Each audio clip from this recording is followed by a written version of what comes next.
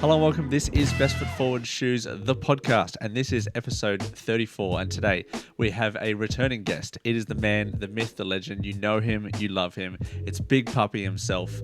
It's Aaron Diaz. He's here. He's in the house. He's got the Yankees hat on. I'm not going to hold it against him. He has been absolutely killing it, creating some great videos on social media. If you don't know who Aaron Diaz is, go and check him out on Instagram. You have some amazing kind of videos that spark a lot of conversation. Just for example, saw one today about the resellers, like going onto this video that basically showed him going, onto a collector's wardrobe and being like, how much do all these cost, and not really caring about so much of the story. I digress. I'll let you chat about that a little bit later, but thank you for joining us today, mate. How are you going? Doing well, man. Thank you. You as well, man. You've been doing really good work, and I appreciate the invite and the conversation as always. So thank you, and flowers to you too, bro. Thanks, man. Thanks, man. How you been doing? You're over there. It's summer now. You getting some hot weather recently? Yeah, Vegas is hot, man. Vegas is really hot, and so it's in the hundreds all week Fahrenheit. So I don't know what that translates to Celsius, but yeah, about pretty hot, 30 plus, 31 degrees. 30 plus. Yeah. So yeah, it's been really hot lately. But yeah, I'm a school teacher, and so right now I luckily have the summer off, and so I'm just chilling, man. Just came back from vacation to Utah, and it's a lot cooler weather, so it was a nice little refresh. Yeah, up in the kind of mountains area. Yeah, up in the mountains, it was about 20 degrees cooler, 30 degrees cooler throughout the day, and at night significantly cooler. So yeah, nice. It was welcomed refresh. Yeah, you're up in AD Sneaks territory. Up in up there in the mountains. Yeah, I was supposed to get together with him because he was recently in Vegas, and we went out to dinner, our families, but just didn't have time to get together with him. Yeah, that's how it is being a family man, with your couple of kids. So they're on school holidays as well. So as yourself, so a little bit of a you guys have a summer break. Like it's 3 months, right? That's a long time. Yeah, we get about 10 to 12 weeks for Damn. Do you not have summer break in Australia? Not really. They break it up kind of in over Christmas. You get 6 weeks. So from like middle of December to middle of January, you get 6 weeks. So I guess that's a summer break. That's our summer. But then you get like 2 weeks sporadically throughout Easter, and then like now, and then which is we're in the middle of like winter. And then in like September. So you get like 2 weeks, 2 weeks, 2 weeks, 6 weeks. So that's how they kind of spread it out a little bit more. I know you get another break during Christmas over there in the US and the UK. Yeah, we sound dumb now. I'm just kidding. Yeah, we get the full summer break. We get 2 weeks Christmas. We get a week for Thanksgiving, which is a US holiday. We get a week for spring break. Yeah, so maybe we take too much time off. Well, you got to make use of it, especially if you have that freezing cold weather that happens in winter up in New York and such. And and I know that Vegas can get pretty cold, in certain times living out in the desert. So make use of it. Although I suppose summer a little bit too hot. But yeah, you guys will enjoy your summer break. And man, I've been loving some of the weather that's happening in Australia. If anyone's watching from Australia, you know that right now is kind of the time where the days feel short. It feels like you got less time, and it feels like the days just go so fast because there's sun rises at 7 and you're down by 5, and it's just like don't feel like you have any time. But I love it. I love the cold weather. My complexion, my skin. I'm from the UK. I love the cold weather, so that's my natural habitat. But man, I really do, again, appreciate you coming on. We've also been chatting a little bit about the NBA. The NBA just wrapped up last week. OKC finally getting the championship that they've so wanted for so long, even when they didn't get one with the KD and the Westbrook era and the James Harden era. They finally got one with Shai giving them exactly what they wanted. He's the MVP and the Finals MVP. What was your kind of take on the whole NBA Finals and the NBA season? Man, I really enjoyed it, actually. It was good to have it's been good to have some parity in the NBA the last couple of years, just some new teams, and it's just like we're kind of reinvigorating this era of like teams win championships, where it's like I feel like for a long time, and LeBron's my favorite player, but I think he kind of jaded the NBA a little bit, where it was just like you have to have someone as good Yeah. as LeBron, and then you'll be able to win every year. You know, whereas like the last several years, it's been really like a proven to be a team game. SGA just had a historic year, man. I mean, MVP, scoring champ, Yeah. almost a Michael Jordan-esque year, right? NBA Finals Yeah. MVP. But I like it. I know it didn't perform as well as the NBA wanted to because there was two small market teams, but out in the Midwest. But they, I liked it as a basketball fan. I felt like it was one of the better finals we've had Yeah. in some time. Game 7, and not often that Game 7 happens in the NBA Finals because I don't know. Sometimes teams get a little bit tired towards the end of the finals. One team kind of outlasts the other, and it often, like even last year, was over pretty quickly in the finals. But this year, going to Game 7, and you talked about Shai Gilgeous-Alexander from the OKC. He Getting it back to sneakers, he had a great sneaker that I think is going to be releasing in fall, I think. And I think it's going to be a really exciting colorway, and I'm excited to try and get that pair and review it and check it out. And I guess that's a good segue and preview into what we actually are going to be talking about, which will be the some of the new silhouettes that are coming out. There's some really exciting pairs, new colorways, new tech stuff coming out from a lot of different brands. But man, I think that Shai Gilgeous one is probably going to be one of my favorite ones that are coming out. What do you think about that pair? It's really good. It's for a new basketball model for Converse. I think it's a perfect shoe. It's like sleek, and it has the ability to be worn off court, which I think is always necessary for basketball shoes to be successful. Like you want to be able to wear it, just casually as well as when you're playing basketball. It's a good shoe. He is like, I forget who I was talking to about this other day, but Shai is like this generation's like perfect start to debut a shoe because he has that like nonchalant attitude. Yeah. He's very high fashion and very fashion forward. And so the shoe kind of represents him and his personality. So I think the shoe is good, and I think it'll do good.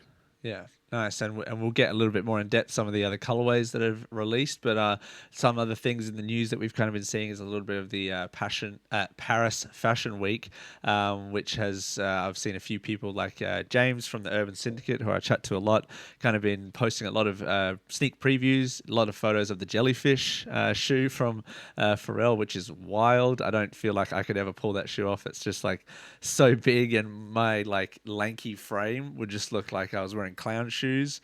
What was your thoughts about that one and some of the shoes that we saw throughout that week? So I have kind of like a twofold thought on it. The shoe makes sense for where like having Pharrell kind of spearhead the release of it. Like it makes sense because of where he's at in his career, where he's kind of stepped into this high fashion role, right, with LVMH, and but it is too bulky for me. Like the Adistar cushion, I feel like is a perfect shape. Yeah. And for a shoe, it's a nice mesh runner. The Jellyfish is just a little too bulky. I can't get behind it, but a lot of people, I mean, it has a lot of momentum right now, right? Like a lot of people are talking about it. Some people even throwing it in the shoe of the year conversation.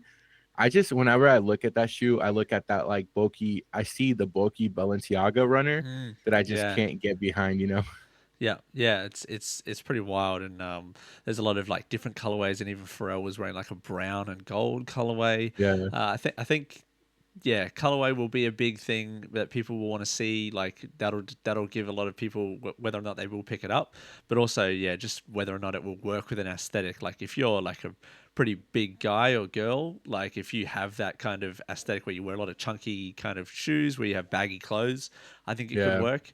I just think bringing it out, I know it's like a runner, but like wearing that with shorts it's pretty exaggerated, especially if like me, you have like long kind of lanky legs and you got these huge like Balenciaga shoes. But I mean, I can see it doing really well in like, the Chinese market, like that sort of like Asian market. Like those kind of oversized chunky runners are huge. Like you just look at Balenciaga and stuff like that. Those shoes are, very, very popular.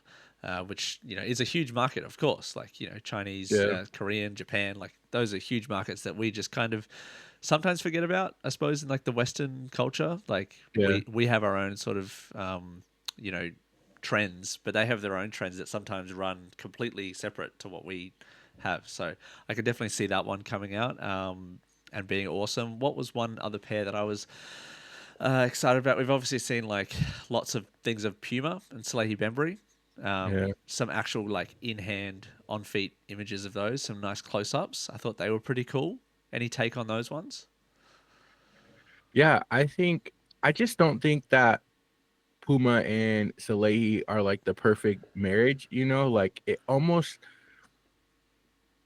maybe this is a hot take or not. I almost think that being too broad in your concepts can sometimes be a little damaging to you because like Salehi obviously did really well with New Balance, right? Yeah. And he's still releasing actively with New Balance.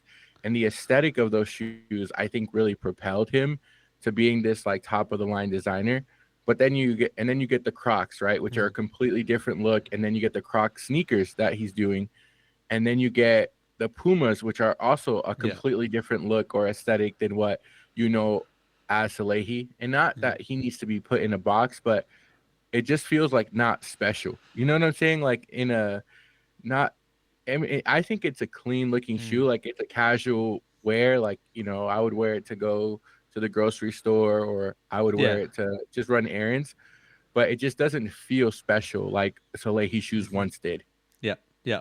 And we will talk a little bit more about Slade Bembury and his design language on the Haliburton 1 a little bit later. Speaking of the NBA, it's all kind of tying in, coming together. So Yeah, stick around for that. Some other kind of stuff that I did want to chat about. One of the biggest releases was the Air Max 90 Patta.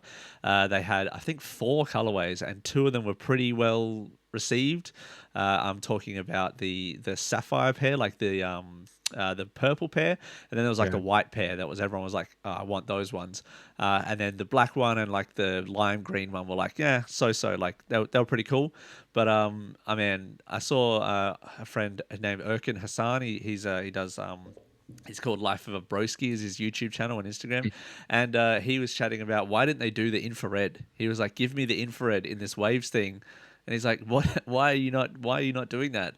But that would have been a cool colorway. Man, I really like these ones. I think you said that it kind of doesn't work quite as well on the 90. Is that correct? yeah. I think it's a clean shoe, but I think it's very like when we got the Air Max ones, like it was very clear like what they were doing, and it Yeah. stood out so much that it made those shoes like really really good. Mm. Whereas like I think on the Air Max 90, it's just a little too subtle. Yeah. Like they're good shoes, like they're shoes I would wear, but I think when you're branding them or identifying them as Patta, like that kind of gets lost in translation a little bit because I don't think the Air Max was the Air Max 90 had the same canvas to do that like the Air Max 1 did. Yeah. Yeah. Okay. No, I feel you. Perhaps Okay. maybe I also saw another theory floating about that they maybe wanted to do one on the Air Max 95 because the 95 Ooh, was the 30th year anniversary of the 95, and there's been a lot of collaborations and kind of re-releases of OG colorways like the neons and like the bright Mandarin pair. Like, imagine some waves on that gradient pattern of the 95. That would have been pretty dope. I mean, that would have been pretty yeah. cool. I don't know. Just you can. I'll take my check there. Thank you, Patta, for that design credit. But anyway, I think no. I definitely kind of passed on those ones. I was trying to pick up the 95. Speaking of the 95, the Ma Maniere pair that came up Beautiful. recently. Saw a couple of guys win like the seeding competition Yeah. which they had, which was pretty cool. Like I love that pair. I missed out on both of the first 2 pairs, and finally I grabbed this one. And I think it was Jay Optical Rendition on Instagram. He got a pair. He's going to do one of those, and Craig Irving Yeah. as well. He got a pair as well. Actually, speaking of Craig, I literally just today released the episode, which hopefully people have already watched before this one. Last week about we chatted to Craig Irving and had a chat about his content and all of his stuff and his passion and his move from Houston to Portland. So again, thank you to everyone who has watched that one. I really appreciate everyone checking that one out. But man, Aaron, let's get into our main topic. The sneakers that kind of have been releasing this year have been a lot of retros. I feel that there's been a lot of retros, but man, there's a lot of new silhouettes coming or have released in the last couple of weeks. And the first one we wanted to chat about was the Air Jordan 40. Now, this pair, I want to get your kind of reaction of it because it's kind of a mashup of a lot of different pairs. Yeah. I'm going to put an image up now, and this is kind of a lot of people have been saying it kind of looks a little bit like the Fear of God pairs a Yeah. little bit. It has that sort of vibe. It has that kind of color scheme. But if you look at the next image I've got here, it basically draws from lots of different pairs. So you got some inspiration on the back from the Air Jordan 3. You got the Jumpman logo from the 12. You got the Jordan 5 tongue, which I thought was a little bit of a stretch. I didn't quite Yeah. pick that up straight away. And then, yeah, there's some other things that kind of have come together to make this shoe. And I just wanted to get your thoughts kind of on the overall aesthetic and whether or not this is like Jordan kind of trying to push a new model and try to steer away from retros. It fits. It definitely fits. I don't know if you, maybe it's just me that thinks this way, but it feels almost like different eras produce like this almost similar design language. Like companies kind of have to do something similar to other brands, and it does. I do see kind of like that boxy Fear of God. Also like AE1. I know the AE1 is a little more like round, but it definitely fits the similar aesthetic of those shoes. The Crazy Whereas Infinity. Like the Crazy Infinity, yeah. Whereas like, previous, right before this, a lot of it was modeled after like a Kobe, or like, you have like the Sabrinas and the Jaws that looked very Kobe-esque. Yeah. But I actually really like the 40. Yeah. Do I feel like it has like mainstream success written all over it? I don't think so. I just think Jordan basketball shoes are past its, like, I just think they're in the past now, because you look at like the 36 to 39 are like actually really good basketball shoes, and no one cares about them. Like if you ask a random person what the Jordan 37 looks like, they wouldn't be able to tell you. So I just think Jordan has been so far removed from basketball that the signature line almost doesn't make sense anymore, which is why there's been an emphasis on retros, because those are kind of that 1 through 23 was like when Jordan was playing. And so yeah, I like the shoe. I think it'll do good, but it very much feels like a Team Jordan. Yeah. And I don't think that, I think that's where it'll kind of stay in that lane. Yeah, I think that the emphasis on like performance shoes kind of works more when the player is actually playing, like somewhat like, the kind of the Age of Wilson one, Sabrina one, when you're talking about the WNBA, you're talking about the Ja Morant one, the Luka Doncic shoes, kind of those players are still on the court. And I think there was one WNBA player, I can't remember who it exactly was wearing this 40. I'll post a picture up in post, but yeah, there was one player who was kind of debuted this colorway on court, and I think it was someone for the Mystics. I can't remember the exact player, but what I'm saying is that they are still, very good on the court, but do they translate to the streets like that? Does that kind of work? Where that's kind of what I suppose the AE1 shoe was trying to do. That's what Devin Booker's been trying to do a lot. Feels like Devin Booker's been releasing every single colorway under the sun, and they've only been PEs. Like I think I saw he released a neon, like an Air Max 95 neon inspired colorway, which I was like, that shoe just has like does not have its own identity, and I think that's the problem. It's just like like you're saying, like every release has been like an homage to another shoe, and it's just like it never developed its own identity. So when people like, there's nothing memorable about the shoe because it's all referencing something else. Yeah. I mean, the Forrest Gump one, like the Forrest Gump cut, like that's a decent colorway. Like that's nice. But I mean, it's too on the nose of another different colorway. And as soon as I think about that shoe, I'm not thinking about Devin Booker. I'm thinking about Forrest Gump, and it's like, he is a big enough star to deserve a signature sneaker. But yeah, I just feel like you're right in saying that give us a nice sort of colorway and kind of leave it at that, or even bring out another one. It just feels like they're just kind of beating a dead horse at this point. But man, we've gotten a little bit off the Jordan 40 Yeah. range. I think that they're going to, this one will probably sell out in terms of they'll limit the stock, they'll make it kind of a little bit more hyped, and then they'll release a bunch more colorways, and it'll kind of become, I suppose, lost in the shuffle of the Jordan performance line. But man, my take, I suppose, as we wrap up on this one was, it's very bulky. I don't think that if you're kind of one of those fast, agile guard players, I don't know if this will be the shoe for you. I think that yes, it's not exactly a high top, but man, the big bulky kind of sole is probably better for like post players, like big men, that sort of thing. Yeah. That's kind of what I feel. But I mean, I like the look. I'm definitely digging the look there. That's a good take, actually. That's a good take, because that is something that brands do. Like, I think people don't realize that, like the Giannis, right? The way that Giannis was built, it was built for like more of a bigger guy. So that's actually a really good take.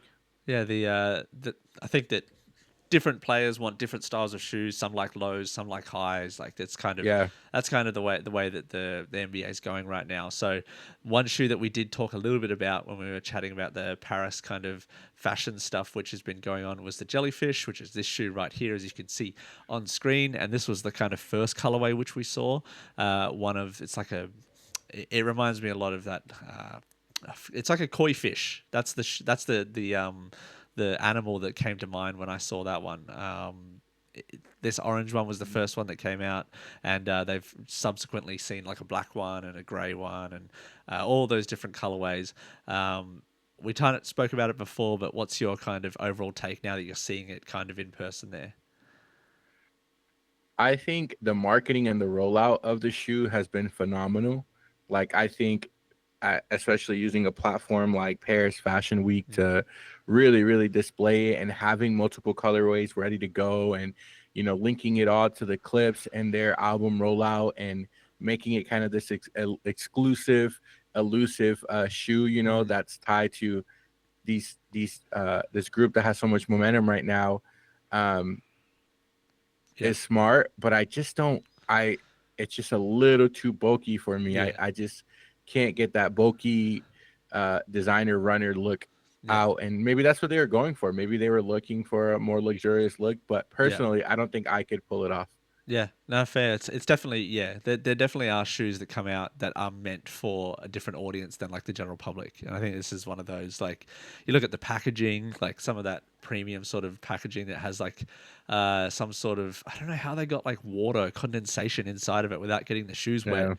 But I'd love to know. I think they must be in like an extra bag on the inside, but that's pretty cool. Like, I really love like extra packaging, and the kind of it was like a fake wooden box that it came in that I saw that some people had. But man, I've heard from people who had them on feet, they are very heavy. So maybe not the best for people who are wearing them, like trying to wear them for all days. But man, I really like them, and that's, I guess, a different direction that Adidas. They've been on to the Samba, the Gazelle, wave for a long time, and this is kind of, I've seen them push that Adistar cushion a lot. Especially with those. I love the Adistar cushion. Yeah, it's a great. They've done stuff with like Song for the Mute, done some really good colorways. They obviously did the ones with Unheard Of brand, which are amazing. So I still don't have a pair myself. I actually really want to get a pair and review them. Do you have any of those pairs, whether it be GRs or the Unheard Of ones? Yeah, I have both the Unheard Of ones, the pink and the blue ones. Yeah. And I was looking actually at a couple of GRs that I'm seeing for like a steal that I'm probably going to pick up. Yeah. Oh man, there's been some, like, I'm just going to quickly diverge away from the silhouette discussion. There's been some crazy mid-year sales. Like, just as an aside, I wanted to chat about this. I picked these ones up, the UNC ones, the reimagined ones, for like 40% off in my size, and they still had a full size run. And I was like, if this released at the same time as this one, the Lost and Found, this one would have flown off the shelves. Like, but I'm super happy about having them, and they kind of complete the pack, the yin and the yang, so to speak. This one holds up still. Obviously, the Chicago one, and then this is the UNC. But man, the sales that are going on right now were kind of one of the things that I wanted to chat about. But I think that we've got so much to chat about that I wanted to, I suppose, push that away. But have there been any shoes that you're kind of looking at that have gone on sale recently? I bought those Fear of Gods on sale. Yeah. Like I bought those when they hit Chewbacca, kind of before it blew up that they were on Chewbacca. I went and picked up about 4 pairs, and I'm like, look, like that's part of that's part of building up a collection, right? Like not every pair you get is going to be $200-$300. Like sometimes it's about finding these shoes that you really like at a lower price point. So I'm all for it. I know brands don't always appreciate it, or if you're a collaborator and you see your shoe on sale, it's not the best feeling. But for me as a collector, and you probably, it's like, shoot, I would do this all day. 100%. And there's definitely some really good like reach backs, and know, I found like the 2160s, the Earls collection pair, for only a little bit above retail, like just a little bit above. Like that's almost as good as being on sale, in my opinion, and in great condition. So like sometimes you can wait a little bit and pick a shoe up, and it still feels as good as if you got it kind of with everyone. Yes, you missed the hype train, but if you're if you're a collector, like if you're kind of someone who appreciates sneakers, I suppose that kind of segues a little bit to the video that you put out today, where you were talking about someone. What was that video? Give us a little bit of a rundown. I wanted to hear your thoughts a little bit about that. Okay, so the video was a resale shop, and I'll just say it, like, why not? The Common Hype, they got a tour of the Perfect Pairs closet, and so it came up on my YouTube channel. I don't really like watch a lot of that content, but I was watching it, right? And he's like very obviously trying to tell them these stories, like these designers and these people, and he's referencing these people that have sent him pairs or collaborated with him on pairs. And they're like completely lost. Like, and then at the end they're like, how much do you think a shoe like that will go for? And that to me was just like, dang, like there's such a huge disconnect where it's like, he is obviously very excited to talk to you about the shoe and talk to you about the story and the people behind them. And your interest in his collection is monetary. It's like value, right? And obviously those people have like Perfect Pair, and there's several other collectors that we know that have large collections like that. We know it's worth a lot of money, but like it's almost cooler to see some of these pairs that are rare, or like that we don't know the full story behind, that only they can tell. And so that was just kind of the point of the video. It wasn't a hating on resellers video. It was more of like, dang, like there's why does this disconnect exist so clearly? I mean, I'd be lying if I said that I didn't have pairs that I probably wouldn't have gotten if they weren't so limited or hyped. Like that's kind of a part of it, I suppose. But I think there's definitely pairs that are super cheap, like that you could pick them up right now, that mean more to me than those pairs because of the place I was wearing them, where I picked them up from, like who I got them from, like all those sort of things. It kind of ties in, and I suppose it's why you kind of have a collection. I suppose it's like that Perfect Pairs, he would have a story for each pair. You know what I mean? Like, well, I think to your point, like it's not wrong. Like I think all of us like seek exclusive stuff, or like want pairs that maybe are hard to find, or not less known. But I think that caring about the actual story or the reason behind it, I think that's what separates it. Like, oh man, like this shoe is limited, but also like it's limited because of this, and that. That's different than being like, dang, how much do you think this shoe will go for on the resale market, right? Like that being your first thought versus like, dang, this is a shoe I really want. Like, and the exclusivity plays a role in it. But yeah, it's just it felt like they had no interest in really knowing the story behind some of the shoes. And that was kind of where the inspiration for the video came. Yeah, nice. There's definitely people who don't wear those hyped up sneakers because they know that as soon as they wear them, they're going to drop down in price a little bit. And I think that, if you're not wearing the actual shoes that you're buying, a lot of the time is, I mean, what are we doing if you're not going to actually wear them? So I love, I do like a weekly rotation video. If you want to check out my Instagram, you can see some of those. And I love like, just showcasing some of the shoes that I'm wearing, and oftentimes I'll put on like the brick by brick Jordan 4s because I'm like, why not? Like, it's winter. It's the only time of year I can wear them. Like I've been wearing a lot of 4s and 1s and 3s lately because it's cold, and I can actually wear them when it comes to summer, I'll be putting back those runners. I'll tell you what. Your weekly rotation videos are becoming some of my favorites because of the way you do them. So I say keep going, man. I like that it's not just a hand or you just, stepping into the same spot and like rotating through the shoes.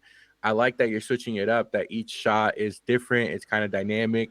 So I think real soon those are going to take off, and I think you're going to start seeing people copy. So good job on that, man. Thank you, thank you. Yeah, try to keep it fresh, especially not only with the pairs, but I get a little bit bored watching the same things, and that Yeah. goes to your own content a lot of the time. Like you kind of just want to shake it up. Like I did want to ask you a little bit about your content where you went and chatted at JD Sports in that was opening up in Las Vegas. Like how was that experience chatting to the JD Sports guys and making some stuff in that space? It's been cool, man. Actually, that um, there's a guy over at JD Sports. His name is Trey, and he's I forget his exact title, but it's he works at the corporate office, and he's kind of over community and culture and kind of JD's integration there. And um, he sent me the Air Max DN8s a little bit Yeah, ago, and ever since then, he's kind of kept in touch with me, and so part of my ethos right now is just I want to enjoy and have fun with it. And so he just told me, he's like, pull up to the opening. And so they've been gracious enough to invite me to several events. Like they had a Rare Air 4s event that they invited me out to, and so I just feel like naturally, like, just creating content that is showcases them a little bit as a brand. But yeah, just building those relationships with the people over at JD Sports. So it was yeah, fun, man. It made me step out of my comfort zone. I traditionally shoot just like talking head videos, right? And so I can do that right here in the comfort of my home studio yeah, and yeah. edit them. And so it's forced me to kind of get out and create more like engaging content and really talk to different people about the stuff that we like. Yeah. No, and JD Sports is not huge in the US, if I remember that correctly. It's not like massive. Is that right?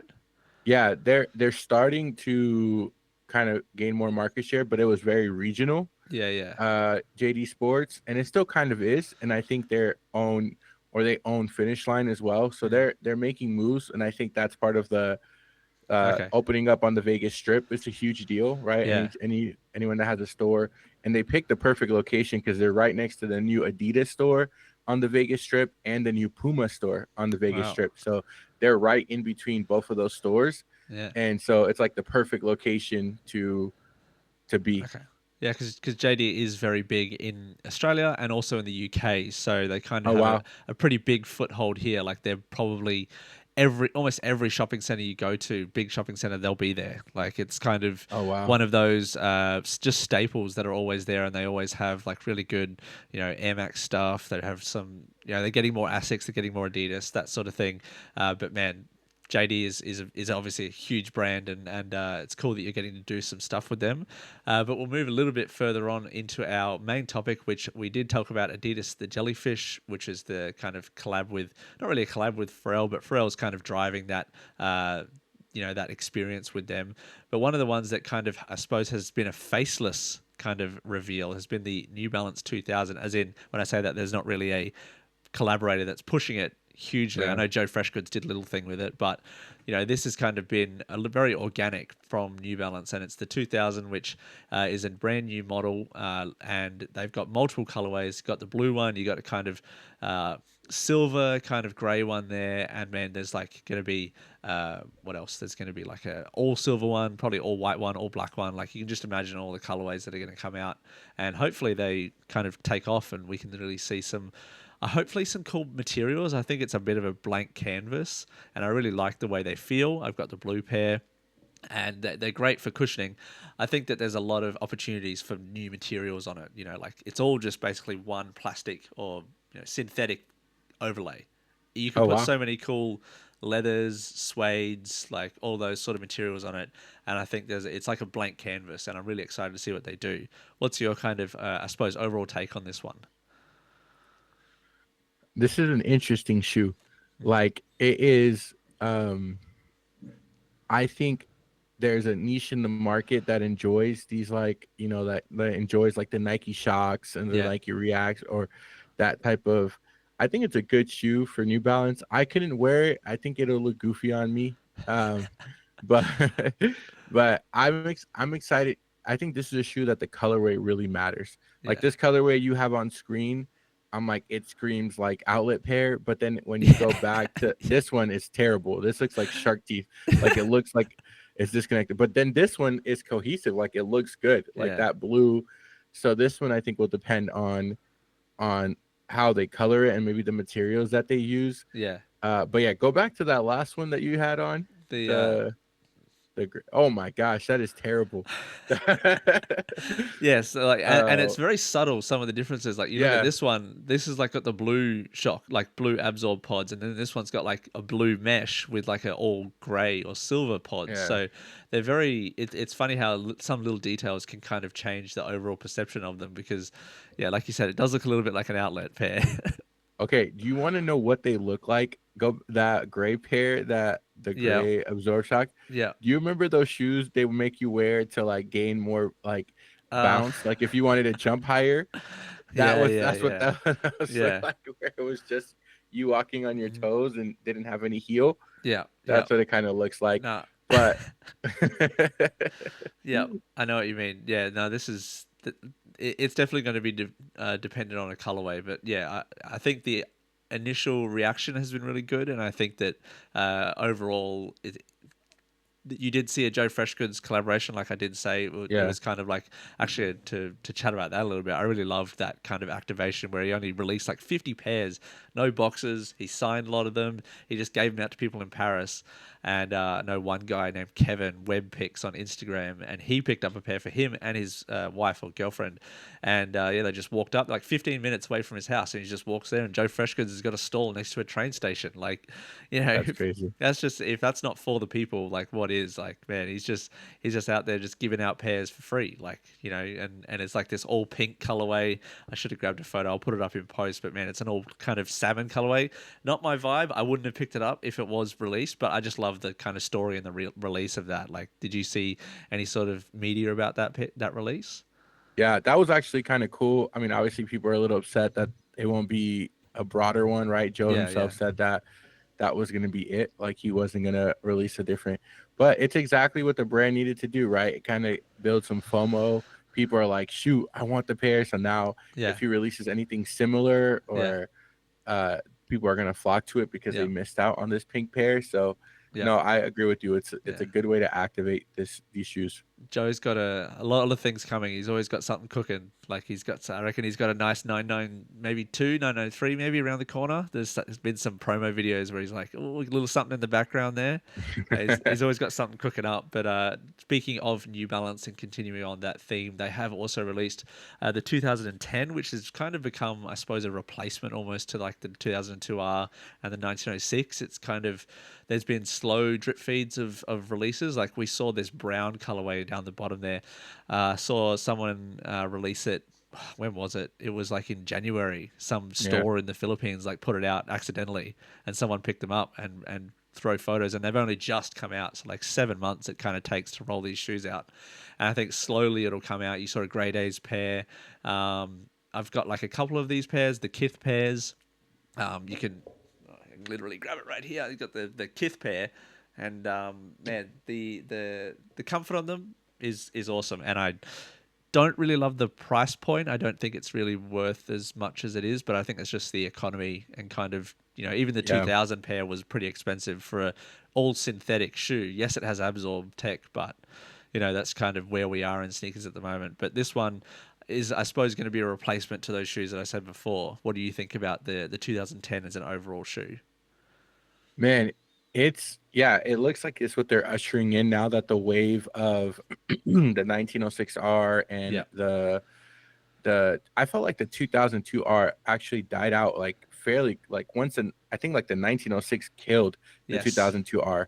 for I don't know sure. if you feel the same way, but it felt like once the 1906 was introduced, then the 2002R just kind of went away. Yeah. Um, Man, the 1906R is just such a good shoe. Mm. Like and then the 740 coming in at like the $110 price point. I don't know how it is in Australia, but that 740 has been doing numbers in the Yeah. US just because it's is accessible, right? Like you can get a pair for under $90 on sale. I think this is a good shoe. Obviously, falls in line with those, but I like you said, I think the price point is going to detract people, and I don't think that people are actually ready to move on from the 1906R. That's still a Yeah. shoe that I see heavy on foot, and so Yeah. it doesn't. I don't know where this shoe is going to exist in their market per se. Like I just Mm. don't know if it's truly going to be able to replace the 1906R, and if it's meant for that, then I think it's going to lose people to the Mm. 740, which is so much more affordable. If you think about, yeah, like JD Sports we were talking about before, Yeah. they are oftentimes having the 740 1996 pairs, and they have even exclusive pairs. And I don't think that this shoe is meant for those sort of general release pairs, like general release Yeah. public. I just think that this is kind of going to stay in that kind of boutique range and maybe be something that collaborators do stuff on. It's kind of going to be one of those pairs that you can see some cool colorways, but I don't know how much it's going to translate to the kind of everyday public. You're right. The 1906 is still killing it. And I think if New Balance recognizes that you can kind of have two parallel lanes. You can have Yeah. both shoes at the same time doing really well. You know what I mean? And I think the hard part about introducing this is that it's more I believe it's more expensive than the 1906R retail, Yeah. right? Yeah, for sure. Yeah, so it's a more expensive shoe, Yeah. and you've just introduced a very popular sneaker or pair that's cheaper than the 1906R. Yeah. So it's like, what's stopping people from buying the 1906Rs at a discount, which you can regularly find now? Yeah. Uh, and then if they can't find buying the cheaper alternative, so Yeah. it's a good shoe, but it's just kind of a weird market. And then you kind of um and then you introduce it with the Kiss collab, right? Yeah. Which is always, I think, a little higher end. And so that's kind of the demo they're going for. But for a mesh runner, I think it mixes or tries to mix two worlds that necessarily don't mix. Like I think when you think mesh runner, you think comfort, you think casual everyday lifestyle, and then like so you want accessibility for those, right? Like you want people to be able to pick those up and wear them, and when they become too expensive, Yeah. then I think you kind of lose your market. Just kind of maybe a little confusing the message behind it. Yeah. Yeah. 100%. I think if anyone does want to pick up this pair, the 2010 pair, it is very comfortable. I don't think it's not anything. It's not lesser. It's definitely very comfortable. It is a different kind of comfort. It's less. It's a bit more rigid. It's a little bit tighter in the midfoot, a little bit more, but it fits true to size. If anyone wants to pick one up, they're great. They're comfortable. I did want to touch a little bit more on New Balance, just a little bit.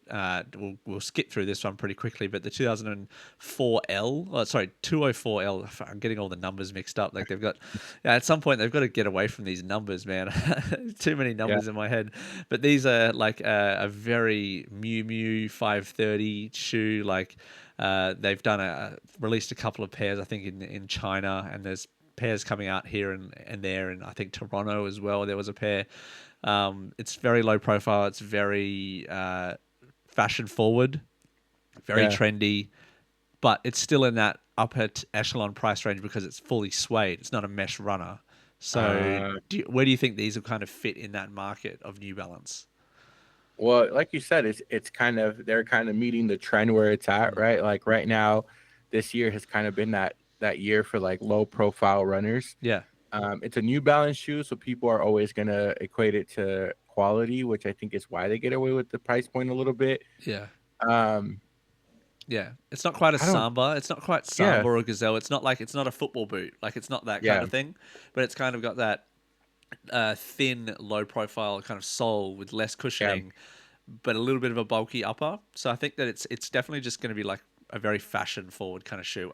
We just saw like Ronnie Feig do a Instagram post, which he does, and kind of just slowly previews little shoes every here and there, and he showed the 204L in like 3 different colorways, and they're like all one color, all yellow, all pink, and I was like, yeah, this is definitely like a fashionista kind of shoe. Like this will be a boutique shoe. This will not be like a general release kind of shoe that you can find at JD Sports. So I like that they're doing this kind of parallel shoes coming out at the same time that have different lanes. That's something that I enjoy that New Balance does. Yeah, you're spot on. And that's gonna be the like you dress it up a little bit, right? Like the button down, and you see the fashion influencers with like the button up shirt and like the slacks or like the chinos and wearing these at like with the little scarf around their neck or something going Yeah. out to brunch, right? Like this is, and I can see this also being a very popular shoe amongst women. Oh, Like, sure. Yeah. so A lot yeah, of I think you're spot on. New Balance is huge. Oh, New Balance is huge with women, man. Like the kind of, I suppose the 530 is probably the shoe that I see the Yeah. most on women. Like that is a shoe that is just absolutely it's hugely popular in that market, and New Balance is obviously targeting that kind of market. Like that's good to see. You're trying to get more market share. You just go after some more women colorways. You know what I mean, and silhouettes. And I think that's why the 740 is going to do numbers, because it's similar to Yeah, that it's a 540 you said? 530. Yeah. 530. They have similar aesthetics, and so I Yeah. think you can't get one, you get the other, and you're Yeah. happy. Yeah, I mean, I did a comparison between the 530 and the 740 on my YouTube channel, which obviously, if you're watching this video, Yeah. you could find out later on if you, after you've watched this. But people always ask like, what's the differences? And there are subtle ones, but I think that they're pretty similar enough that people just buy them on aesthetics and not too much on comfort. A lot of people just care about how their shoes look a lot of the time. And I think that's where these shoes, the 204L, yes, they might not be super comfortable, but they're very fashion forward. And that's kind of where, the majority of people kind of think about when they get their shoes. You know what I mean? Yeah. Yeah. Yeah, I agree with you. The next shoe that we're going to talk about, which we have kind of chatted about a little bit, was the Shai ones. This is the butter colorway, which was originally kind of previewed. I think it was around mid-season, and then in the playoffs, when the NBA fans and the teams they do the wearing the all one color shirts to kind of create that uniform look. He released this baby blue colorway. Then I think he also wore like a grey colorway as well. So there's been multiple different pairs, and then when they won the championship, he popped out in like an all gold pair, which was crazy. And then I think later on around the time of the parade, he went and just actually gave away a bunch of the pairs, and just kind of gave them to people for free, kind of like what Joe Freshgoods did, kind of creating that on the ground kind of buzz. And to me, I'm just going to say it, I think that they've missed the mark in terms of not releasing it right now. SGA has won the championship. OKC's won the championship. People want this shoe right now. Like, I know they're a huge company. Converse is a subsidiary of Nike. But there's got to be a way to make this ball roll a little bit faster.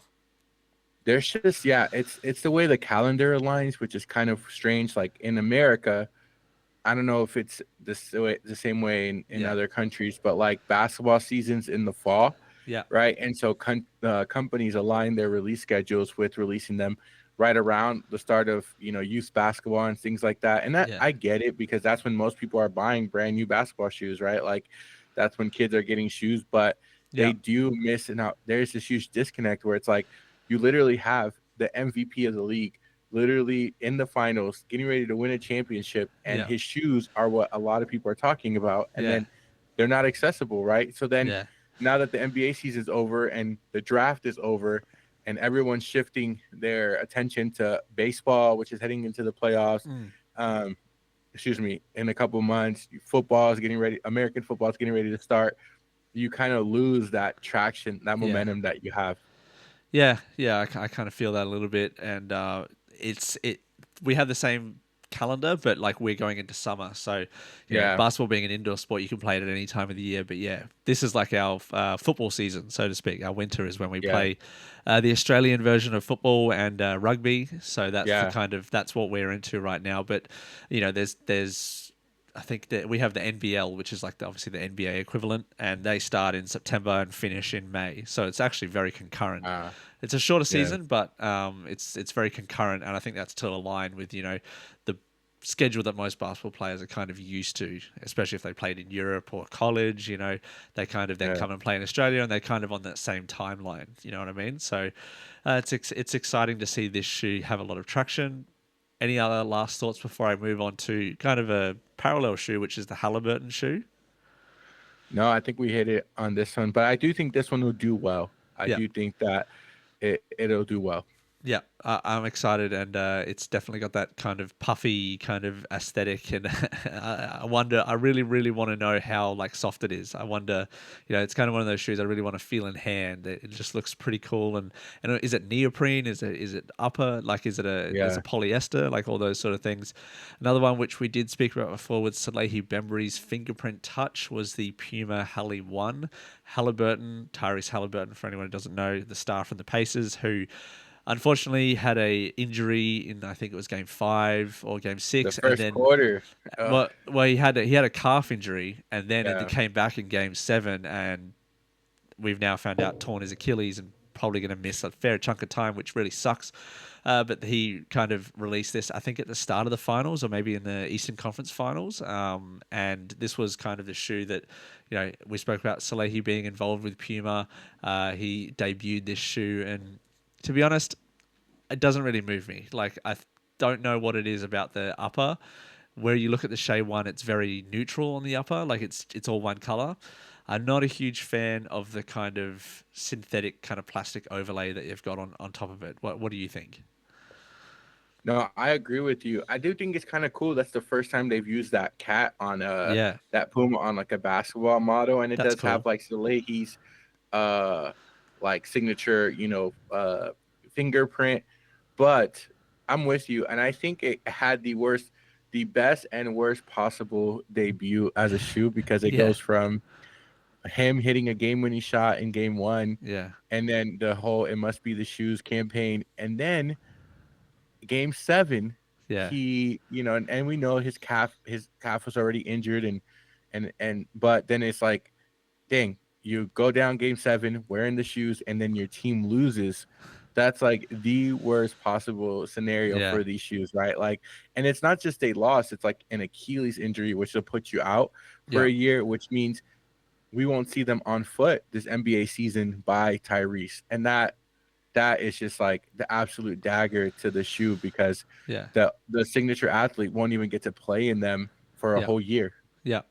I agree with the first point you said about the Puma on the shoe. That's really cool, Yeah. kind of the way it works in with the heel there, and then also the second point where you're talking about the game winning shot, and then you know the injury which he suffered was a non-contact injury, so it's not like someone did it to him. He kind of his foot kind of he slipped basically, and he slipped in the wrong way and really hurt himself. So it's very unfortunate. It reminds me a little bit of like the kind of Zion Williamson. Remember that in Oh yeah. college when he broke through the shoe and everyone was like, it must be like, what's going on with your shoes, man? Like, and then, Zion Williamson hasn't really panned out so far. A little bit of time left for him, but yeah, the shoe getting the negative press definitely is not what they desired. And I suppose you see the high point of the Shea ones, and then kind of where Yeah. they end up with the Puma ones, and it's kind of luck of the draw. Like if Haliburton wins the finals, do we see a role reversal where everyone's talking about this Yeah. shoe? It's just kind of the way it is, man. The next one, which we will talk about, which has another theme of the NBA, which is the AE2. This is kind of a shoe that has been in the works for a long time. Seen a lot of little images here and there. Seen a couple different colorways, but I think this is getting towards the final form of what this shoe is going to be. Anthony Edwards and Shai basically had a little bit of a back and forth as well in the playoffs. They Yeah. played each other. OKC won, and then they had like a crushing the ant kind of promo video, kind of going back and forth, which was, I mean, everyone always likes a little bit of the back and forth, love a bit of chippiness. That's something that people actually said about this finals was like missing. People said that these teams don't hate each other enough. Yeah. I feel like that's just old heads just being like, back in my day, you could hand check and, all that sort of thing, and you could stab a player and get away with it, that sort of I know. that sort of thing. Instead of actually playing defense, you just have to abuse them and hurt them, and you'll be good. Yeah, yeah. Don't worry about that. But this is the AE2, which is looking to be released in January of 2026. So midway through the season, I believe, which is interesting. I wonder if Anthony Edwards will debut it on court in the first week. I think that would be pretty cool. They might not win the battle on the court, but they could win the war off the court for the sneakers with Adidas and Anthony Edwards. What's your overall take on this one? Yeah, I've been told that it's a possible All-Star weekend debut. Mm. Um, Man, so let's talk the product first. I think it's a good looking shoe. I think it's good. I think it keeps similar aesthetic to the AE1, which I think that familiarity would draw people in. Mm. And I do think this is another one that the colorways matter. The AE1 knocked it out of the park with colorways. Yeah. Just had so many good ones that kind of solidified the shoe. But I do think off the court is Anthony Edwards not winning going to affect how people view this shoe. And I think you kind of gave him a pass last year because it was his first year and he made it really far. But then this year, he kind of just fell flat and has gone quiet since then. And so I wonder if the off court or on court performance, and then I also wonder how they're going to balance him playing in these versus the one, because Mm. once you get comfortable wearing a shoe and playing in it, and Yeah. not saying he won't, but that's been another big thing is he's played in the AE1. So I wonder if there's going to be a kind of a Mm. struggle or a pull playing between the two of these shoes. Do you think that means that they've tried to make the shoes as similar in the feeling of the shoe, like how they feel on feet? They might have changed the aesthetic on the outside, but does it feel very similar on the inside? Yeah, well, if you look at like that, the tongue and the lace area, it Yeah. looks very similar to the Yeah, it AE1. does. With the Almost toe looks cap. identical. Yeah, the toe cap, and then the lace, where the laces sit, Yeah. it almost looks identical. So Yeah. maybe a lot of the changes are just cosmetic, and then the base of the shoe or the performance of the shoe are Yeah. the same. I actually, yeah. Sorry, go ahead. No, go for it. I was just going to say, I wonder if on the bottom, because they kind of had that herringbone Yeah. traction pattern, haven't seen a photo of it on the bottom. So I wonder if they have those cutouts that they have there that kind of add a little bit of, I suppose, having those cutouts allows you to move the shoe a little bit more. It's not so stiff on the outer, because it looks like it does open up nicely on the around the toe, like it does with the AE1. Yeah. So we'll see, and I'm excited to see them in hand and try and wear a pair. Yeah, I'm excited. Yeah, and I think, like you said, colorways matter. Like, I think this was like the second or third colorway that was released, and everyone was loving this pair. And then the other one, like the lows, I actually think the lows are better, to be honest. Same. I wonder if this will come as a low. Like, will this pair be will they release together or separately, like with the AE1? I guess we'll see. And again, this could have some different possibilities with the outer. I suppose with the one, you were kind of limited to that, TPU outer. Whereas this one, you've got the canvas on the outer. You could perhaps have some suede, some leathers, maybe have like a lifestyle version. Like you could have that sort of, crossover between lifestyle with the different colorway. With the different materials. Maybe you get a different price point as well if you have some more premium materials. But yeah, Adidas has obviously really hit their ball out of the park with the AE1, and let's see what happens with the AE2, man. Those are kind of a bit of a wrap up, stretching from Jordan, a little bit of Converse / Nike, New Balance, and overall, to be honest, I'm pretty excited with where the new silhouettes are kind of coming from, and I love kind of the new tech that they're bringing on, like the full length absorb on the 2000 is really not revolutionary, but it's a nice aesthetic and a nice feel. If anyone's worn the 2000, they are very, very comfortable. But man, anything else kind of in the sneaker scene recently that's kind of been exciting you, not only just from colorways or releases, but anything else that you wanted to chat about? Man, I just think we're kind of in this place where we're appreciating good design again and not just hype. And I think there's several shoes that have released that they're just good looking shoes and they're getting the love and the credit they deserve versus like everything needing to be hyped and hyped up by other people in order for the general sneaker community to appreciate it. So I'm excited to get back to that. I'm excited to that's kind of what's exciting to me. It's just where we're at. We're not getting as many things that are hype anymore that kind of jade our judgment. And so we're learning again to appreciate the shoes for their material, their color. And so that's kind of where I feel sneakers are at right now. And so I'm grateful for that. Yeah. No, for sure. I think it's a nice mix of retros. The fours are still super popular. There's a lot of different retro pairs coming out. If I suppose we want to chat about some of the upcoming releases, just even in the next couple of months. You got the undefeated 4s, you got the shattered backboards, like those sort of retro models which are coming back, which are probably the 2 that I can really think of. There's like the rare Air 4s as well, but I think my pickups, I'm saying this now and someone hold this to me, I'm slowing down a little bit on the pickups. I feel like the start of the year kind of has fatigued me a little bit. But there is a couple of pairs that I, for sure want, which is like the shattered backboards. I love the orange. That's one of my favorite colors, of course. Go Birds. Orioles fan. Go Birds. So hopefully that one, and then whatever. There might be some Action Bronson pairs. The 992 might be coming out later. Maybe a Joe Freshgoods collab on that. But man, I think there's been so many good ones, and like you said, there's sales as well. Like there's a bunch of pairs that I'm just sitting there waiting for them to go on sale, because I know they will, just because of how fast the sneaker market continues to turn over.